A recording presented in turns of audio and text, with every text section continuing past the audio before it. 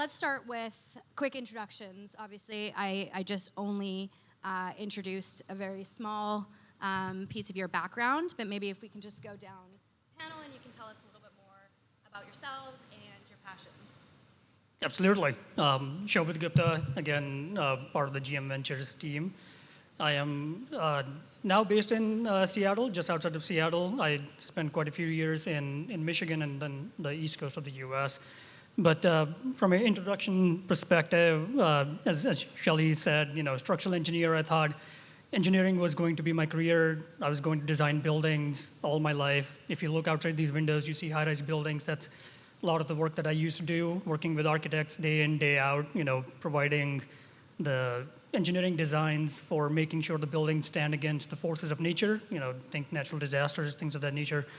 And quickly realized, maybe a few years into it, that I'm an impatient person. I like change, and was looking for something new, and saw the trajectory of my career and the senior professionals within my team. It seemed like didn't change much, so I was started to make the change myself, and went on to pursue a little bit more education, some more training, and got in the finance side of things. And over short stints in private equity, corporate finance, now I am part of the ventures team for the last roughly 2.5, 3 years at this point.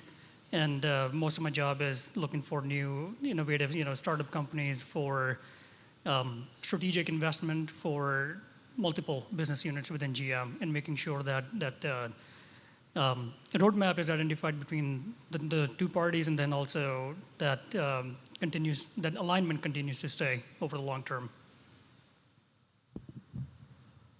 Hey everybody, good to see you guys again. I was here yesterday. I'm Mo Islam. I'm a venture capitalist, investor at Threshold Ventures, which is an early stage focused firm in Silicon Valley. Was a spin out from a larger firm called DFJ that I joined about 10 years ago. I am not a spy, but the CIA allusion was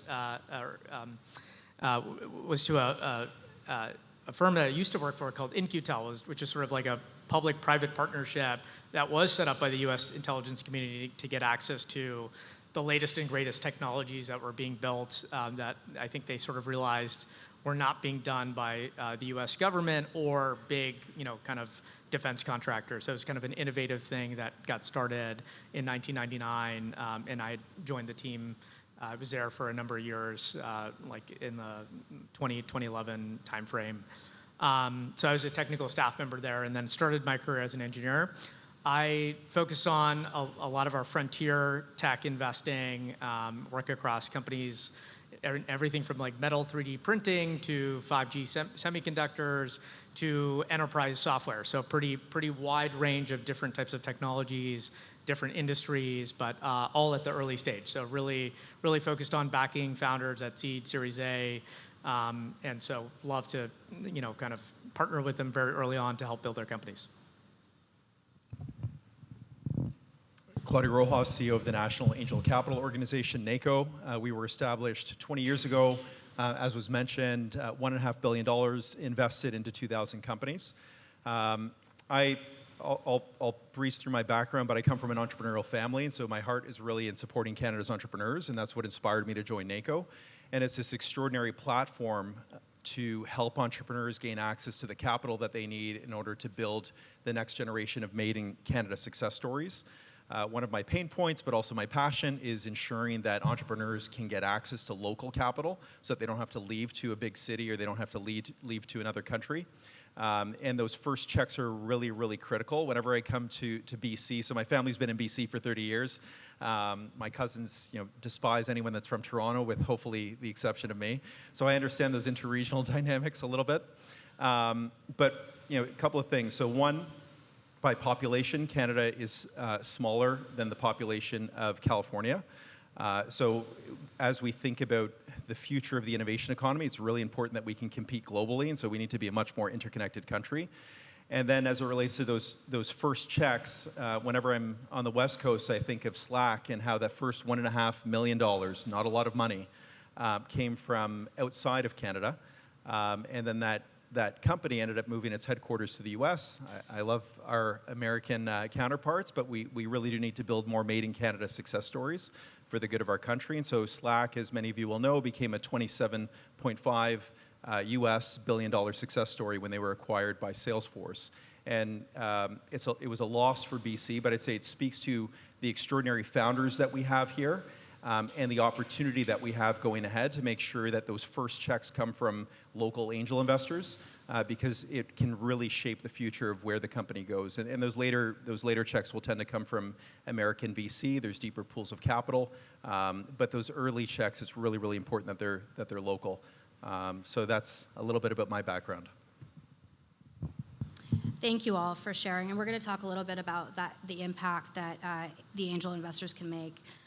So before we go there, we've been spending a lot of time talking about human connection and the intersection between what's really necessary when we think about technology and innovation. And so I'm curious to know, as you're looking at different investment opportunities, how are you deciding to invest in a company, framing it around some of the intangible qualities? So how do you understand the management team's aura? How do you go about determining their burning desire? So maybe we'll start with Mo.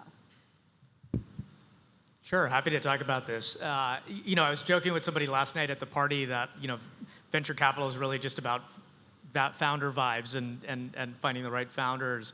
Like at a high level, you could think about we look at market, technology, and team.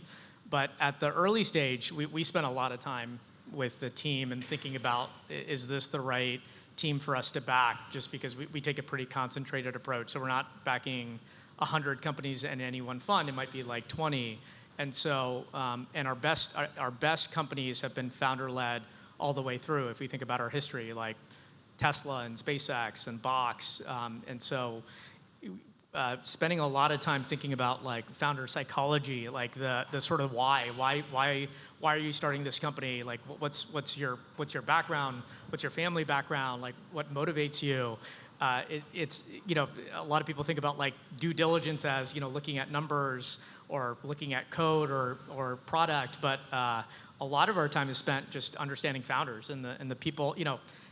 At the end of the day, companies are just people building products or services, and so a huge amount of our time is spent just understanding founders and what motivates them, and that's probably been the big determinant of success, really, more so than anything. Thank you. Go ahead.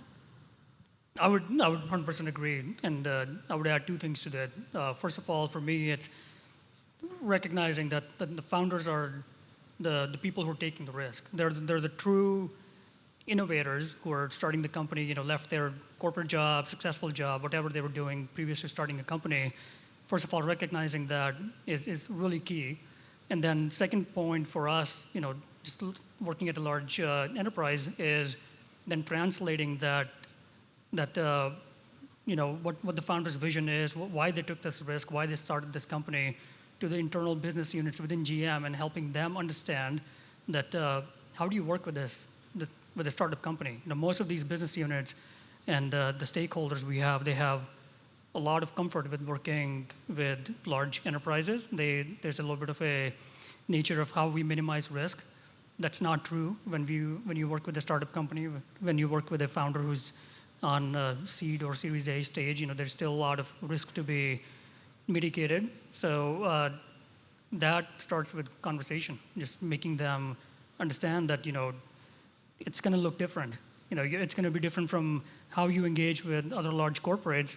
It's going to look very, very different. But we are going to try to do this in the long term, and we're going to be with you from a ventures team alongside to make sure that kind of harmony stays, even if the product changes, even if the company pivots, even if the founder stumbles upon a new market opportunity. We will be with you, the business unit, to make sure that you continue to understand the founder's vision, continue to understand how this product is going to be useful within your P&L, within your business unit. Claudio? I would say, so I glossed over my background on the investor side. So I did really well as an investor investing in founder-run companies at the later stage and in the public markets. And the year was 2008. At the time, no one really knew what we were doing. And if you look at some of the largest companies that emerged, some of the largest companies in the world now, they were founder-led at that period of time, and the market just misunderstood them because the market was focused on the business. And what we found is that if you looked at the world through the lens, we called it idiosyncratic value, through the idiosyncratic lens of the founders, you would see something very different. And so 4 concentrated bets that we made at the time, and each company was going through a crisis at the time that we made the investments. Now they're very popular, but Apple, Facebook, Netflix, and Tesla. And it was based on very, very deep research. I published another point of connection with BC. I published the legal foundations of what we called founder centrism in the UBC Law Review. It's a peer-reviewed law journal. It's very prestigious, and that it's available publicly. And so what we did was we filtered the world on the basis of ownership structure. And then we looked at companies that fell within this ownership structure. It's not just owners. We were looking for CEOs that had a founder's orientation. So there were other CEOs, like it's interesting how it's played out. But JP Morgan was led by Jamie Dimon, and he has very much a founder orientation despite being a hired CEO. There are many, many other examples like that. So looking at the founding team, looking at the founder is really core to my investment thesis. And I've found over the course of my role at NACO over the last 5 years in particular, that the greatest angel investors, they look at the character of the founder, the character of the founding team, the ability of that founder to mobilize or to rally people to their cause on the basis of a mission that's quite often bigger than just money or return. And I think really great investors understand that the business will change. The business is a reflection of the caliber of the founder, but the business will change. The character of the founder will not. And I'd say founders in the room, that works in reverse as well. I would be inclined to say, I know when you're trying to raise capital, you just need anyone that will write you a check. But if you can somehow get over that kind of needs-based hurdle, judge the character of the investors that you're accepting into your company, because it really is a long-term game.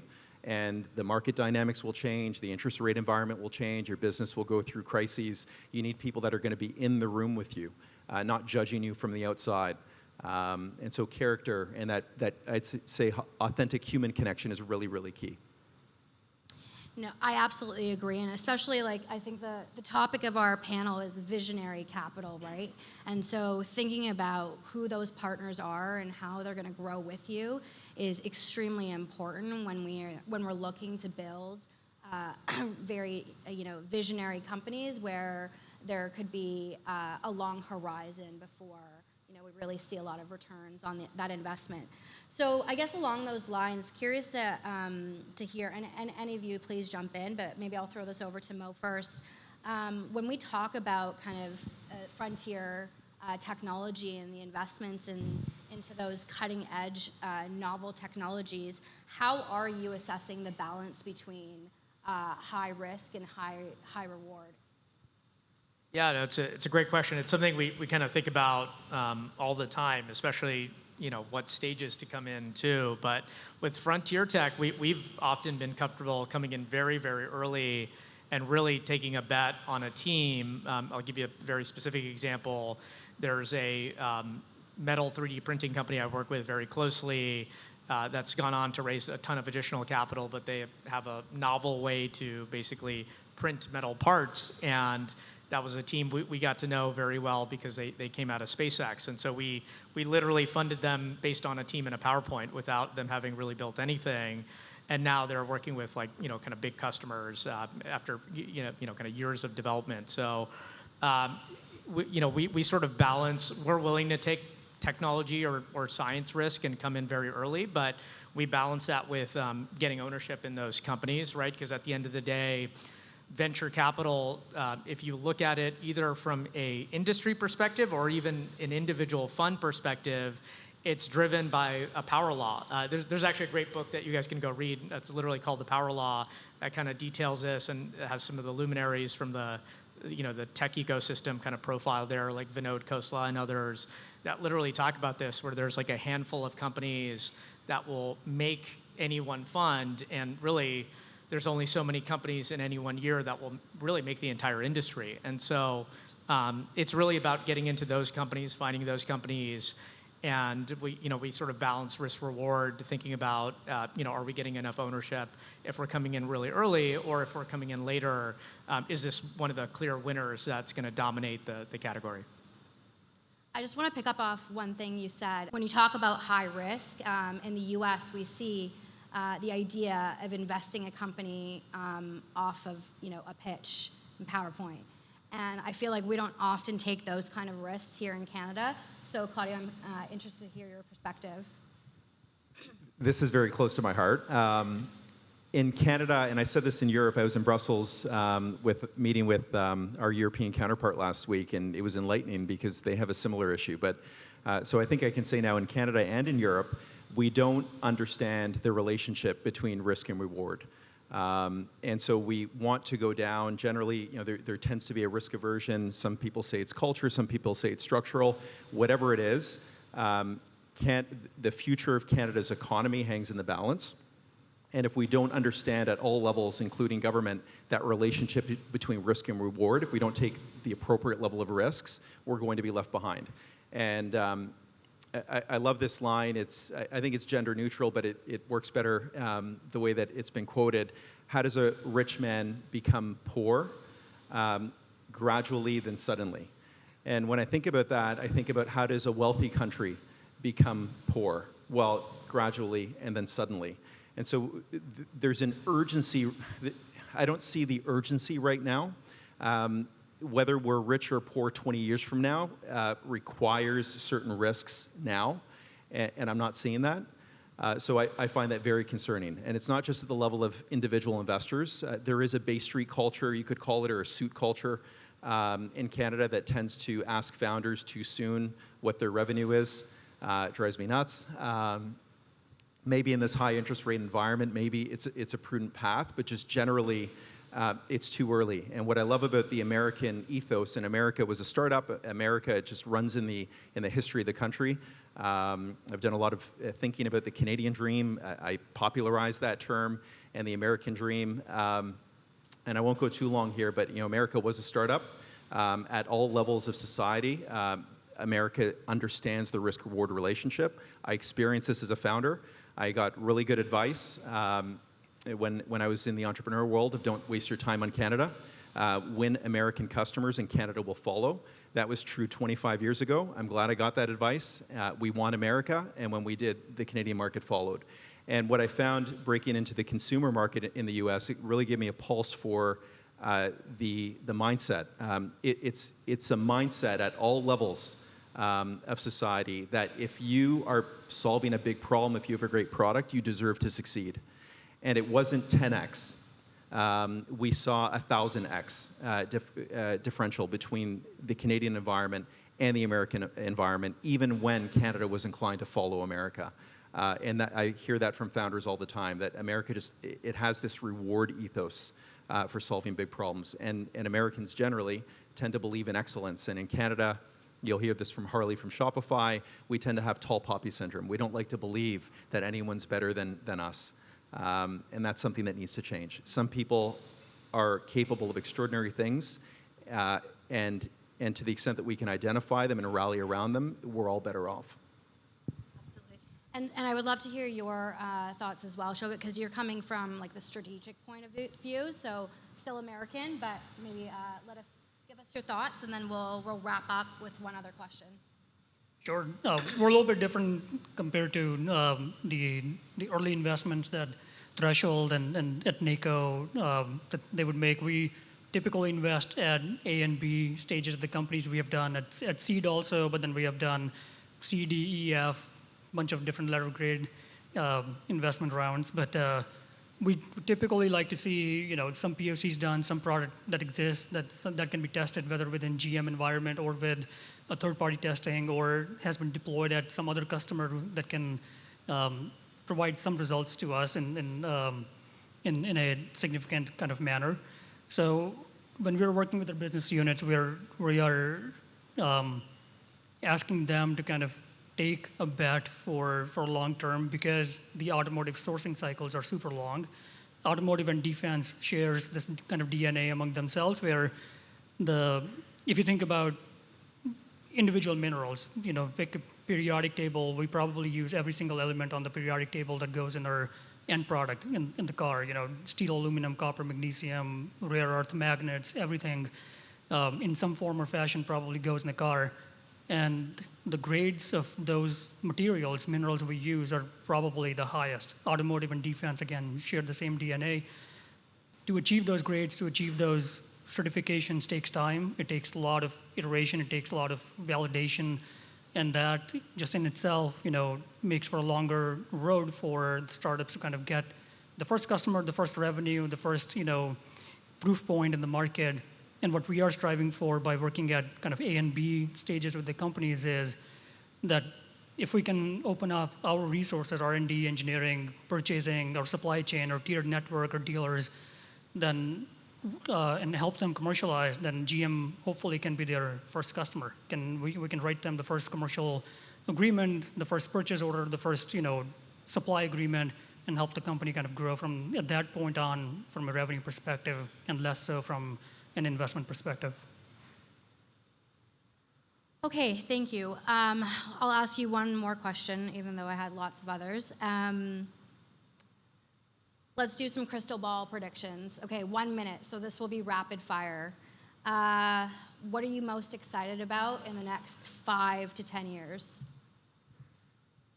I'll be self-serving here. We just launched our Angels and Dreams Fellowship program. It is a sector-based program focused on corralling resources around really extraordinary entrepreneurs. You'll get a little bit of a preview this evening. If you watch Dragon's Den, you might recognize someone that's on the show for a 60-second vignette. Across each episode of Dragon's Den Season 19, we're featuring really inspiring entrepreneurs. They're a little bit more on the SME side of the equation, but going forward, we will have sector-based streams. And I'm proud to announce that Frontier Collective will be one of our partners, and we see an extraordinary opportunity to corral resources around frontier technologies. And so entrepreneurs, you can go to angelsanddreams.com, and you'll get a bit of a preview, and hopefully you can even introduce yourself to us. There are some extraordinary opportunities, and we're really rallying senior leaders to support you. So hopefully you can find your next investor, your next customer, and take your business to the next level. Go ahead.